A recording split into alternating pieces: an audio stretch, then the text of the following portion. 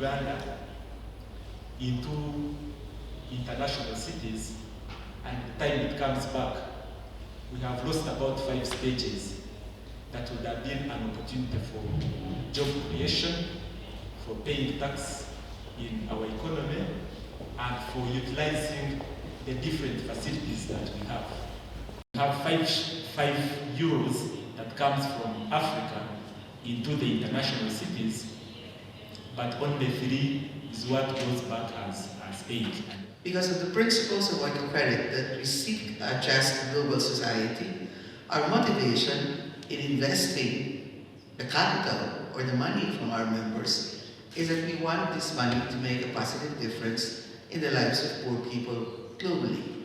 Those who have been excluded can partake and participate in economic activity. Where you import more, you spend more, in other words, in other people's economies, but you don't have a lot to export so that you fetch money to use to buy the goods and services that you require. And we know that money is one thing, it's a resource, but you also need to build organizational capacity. You also need to build your processes. You also need to develop your systems. In other words, develop the organization in its entirety to prepare for the growth. Even the culture of the organization needs attention and needs building. That through trade injustice, for instance, that continues to be, then you have impoverishment on the side of on the African soil.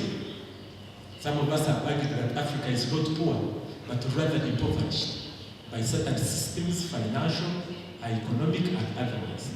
Da kommen wir nicht darum herum, ein politisches Problem, nämlich die Zahlungsunfähigkeit von Staaten, auch politisch zu lösen. Da brauchen wir rechtsstaatliche Verfahren zwischen einem Land und seinen Gläubigern, die es aktuell noch nicht gibt. Da braucht es politische, strukturelle Reformen, die weit über das hinausgehen, was sich Gott sei Dank auch noch abspielt zwischen einem einzelnen Kreditnehmer und einer Organisation wie Oikocredit. We want to establish a partnership relationship, and that partnership is undergirded by the fact that we share values, we share perspectives, we share a common goal. It is going to increasingly be about responsible borrowing and responsible lending for a number of our economies. Those who give money and those who receive it must have a certain level of sobriety. If that does not happen, we risk crashing this one, and God has not given us, and it means before God we shall not be good stewards.